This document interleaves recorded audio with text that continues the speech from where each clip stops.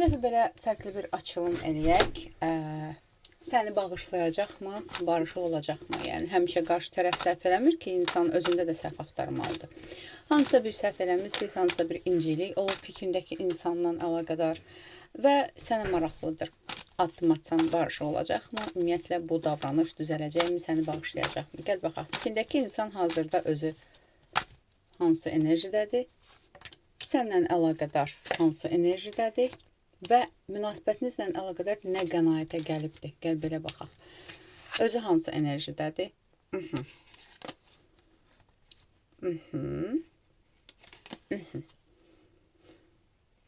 Bu dəqiqə bu insan hər bir hisslərini, duyğularını kontrol altına almağı düşünür. Yəni, belə deyim də, nə qədər tutaq ki, qarşı tərəfdə burada istək var, sevgi var, yenə də deyirəm, səhv səndə olubdur. Bu videonu izləyə bilərsən. Çünki bu dəqiqə bu insan fikirlərini, düşüncələrini kontrol altına almağı fikirləşir, haqsızlıq etməməyi fikirləşir, ölçüb, belə deyim də, götür-qoy eləyir. Konkret belədir. Səndən əlaqədar hansı enerjidədir? Səndən əlaqədar hansı enerjidədir? Fikirləri qarışıqdır. Fikirləri qarışıqdır, duyğuları qarışıqdır. Yenə də deyirəm, götür-qoy eləyir, amma hələ ki bir qərara gələ bilməyibdir. Yəni, bilmir, özü də bilmir. Gedişat necə olacaq, nə cür olacaq, inamı, güvəni getmiş ola bilər burada. Və ona görə də bu insan konkret olaraq özünü, duyğularını qoruma rejiminə keçibdir. Belə bir şey var. Münasibətinizlə əlaqədar hansı qənaətə gəlibdir? Hələ ki bir qənaətə gəlməyibdir. Amma bu kimlərlənsə məsləhətləşir. Məsləhətləşir və ona məsləhət verirlər ki, məncə bunun davamı olmamalıdır. Məncə bitirməlisən, məncə uzaq olmalıdır, uzaqlaşmalısan, hər şey bitsə yaxşı olar. Belə bir məsləhət də görürlər buna və yaxud da ki, bu fikirləşir.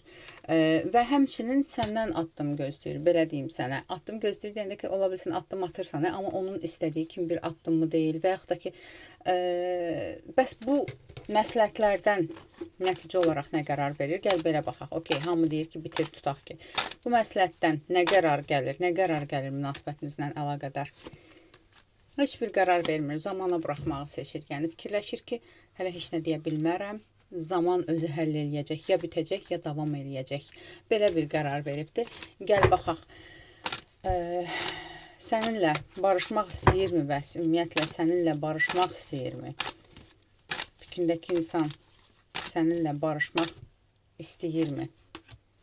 Bu dəqiqə heç nə istəmir. Yəni, nə barışmaq istəyir, nə dalaşmaq istəyir, nə dava eləmək istəyir. Konkret olaraq mənə heç kim dəyməsin, mən özüm öz beynimdə fikirləşməliyəm, qərar verməliyəm. Gəl baxaq addım atmayanlar üçün. Addım atmısansa, okey, ona da baxacaq. Addım atmayanlar üçün. Səndən addım gözləyirmi? Səndən addım gözləyirmi?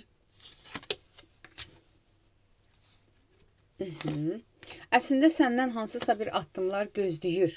Amma belə deyim də, həqiqətən səhvini başa düşməyin kimi bir addım gözləyir səndən. Amma özü də qərarsızdır. Yəni, sən bu addımı atsan, bu barışacaqmı, ya barışmayacaqmı? Buna da qərarsızdır. Okey, tutaq ki, sən addım atırsan və belə deyim də, heç bir cavab vermir və yaxud da ki, yoxdur. Niyə cavab vermir? Və sən addım atanda niyə səninlə danışmır, niyə susur? Belə baxaq, niyə susur? Çünki zamana buraxıbdır. Çünki danışdıqca incinir, danışdıqca, belə deyim də, bu insan yenə də bir köşədə, bir kənarda hər şeyi alt-üst etməmək üçün susubdur. Amma beynində də fikirləşir ki, artıq hər şey bitibdir. Yəni, belə bir qərarsızlıq yaşayır. Zaten bu, hansısa bir zərbə alan bir insanın düşüncələri olur. Gəl baxaq. Səni bağışlayacaqmı? Səni bağışlayacaqmı? Fikrindəki insan səni bağışlayacaqmı?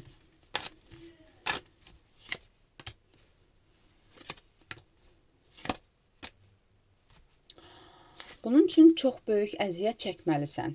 Bunun üçün çox böyük bir, belə deyim də, şücaət göstərməlisən mi deyirlər, nə deyirlər? Bax, belə bir şey. Gəl baxaq, nə etməlisən ki, səni bağışlasın, sonra təzdən bunu soruşaq. Sən nə etməlisən ki, hansı addım atmalısan ki, səni bağışlasın?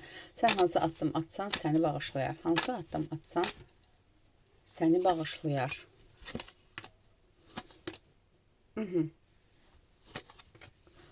Mən burada görürəm ki, sən buna addımlar atdıqca daha da vəziyyət qəlizləşir. daha da vəziyyət çətinləşir.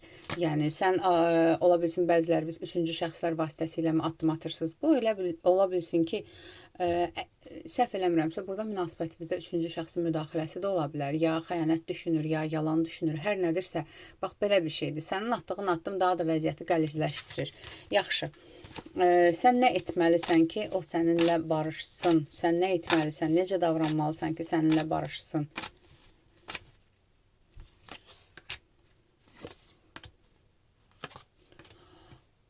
Aha.